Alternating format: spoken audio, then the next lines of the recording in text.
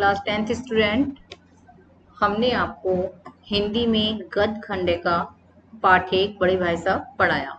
अब हम इसके प्रश्न उत्तर देखेंगे। ये 18वीं वीडियो है। देखिए, प्रश्न उत्तर में मौखिक प्रश्न है। निम्नलिखित प्रश्नों के उत्तर 1-2 पंक्तियों में आपको बताने हैं। पहला प्रश्न है, कथानायक की रुचि किन कार्यों में थी? आंसर है, कथानायक की रुचि सिर्फ खेलकूद और ऊधम मचाने में थी। जैसे वो क्या करते थे, कंकरियां उछालते थे, पतंग उड़ाते थे, ऐसे कार्य हमेशा खेलकूद के कार्य करते रहते थे, खेलकूद करते थे, ऊधम मचाने का ही उनके पास काम था। दूसरा प्रश्न है, बड़े भाई साहब छोटे भाई से हर समय पहला सवाल क्या पूछते थे? आंसर है, बड़े भाई साहब छोटे भाई से कहीं से लौटने पर हमेशा पूछते कहाँ थे।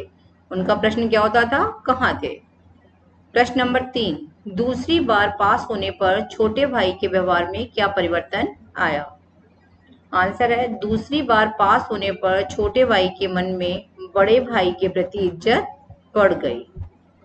क्वेश्चन नंबर 4, बड़े भाई साहब छोटे भाई से उम्र में कितने बड़े और वे कौन सी कक्षा में पढ़ते थे? बड़े भाई साहब छोटे भाई से उम्र में 5 साल बड़े थे। कहानी की शुरुआत में छोटे भाई से 3 कक्षा आगे थे। क्वेश्चन नंबर 5, बड़े भाई साहब दिमाग को आराम देने के लिए क्या करते थे?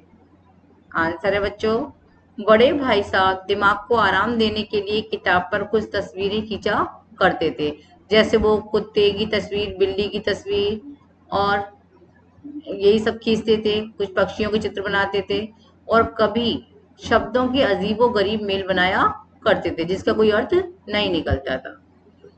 अब देखिए अगला है लिखित क्वेश्चन आंसर में का है प्रश्न,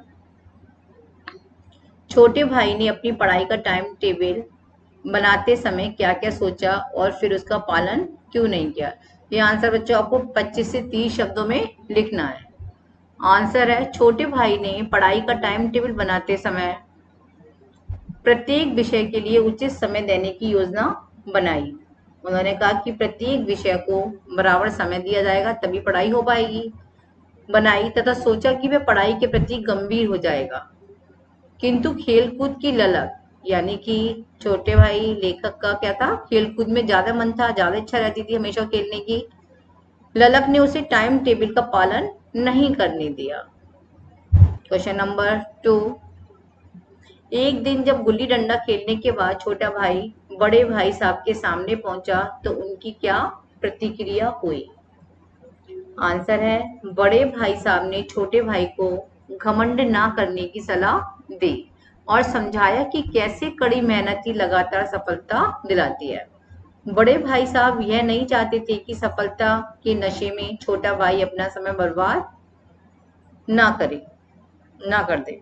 ठीक है, तो क्या समझाते थे कि उनका छोटा भाई समय बर्बाद कर रहा है तो वो समय बर्बाद उसे नहीं करना चाहिए। तीसरा प्रश्न है, बड़े भाई साहब को अपने मन की इच्छाएं क्यों दबानी पड़ती थी? आंसर है, बड़े भाई साहब ऐसा कोई काम नहीं करना चाहते थे जिससे छोटे भाई को कोई गलत सीख मिले। वह आदर्श बनना चाहते थे अपने भाई के लिए। वह छोटे भाई के लिए सही व्यवहार की मिसाल रखना चाहते थे क्योंकि वहां पर केवल वही छोटे भाई के अभिभावक व सच्चे मित्र थे।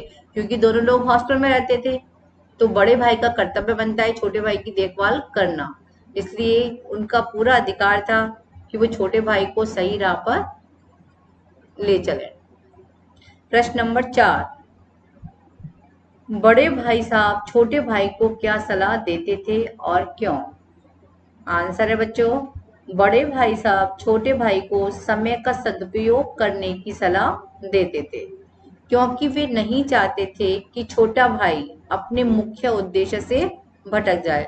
बच्चों पता है आपको क्या मुख्य उद्देश्य था उनका हॉस्टल में रहने का? सिर्फ पढ़ने का उद्देश्य था और योग्यता हासिल करने का उद्देश्य था।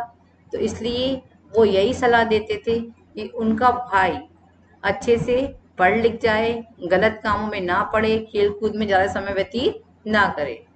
क्वेश्चन नंबर 5, छोटे भाई ने बड़े भाई साहब के नरम व्यवहार का क्या फायदा उठाया?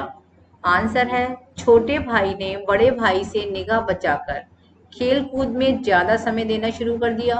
हालांकि अब दोनों भाइयों में एक ही कक्षा का अंतर था, किंतु फिर भी छोटा भाई बड़े भाई की इज्जत करता था।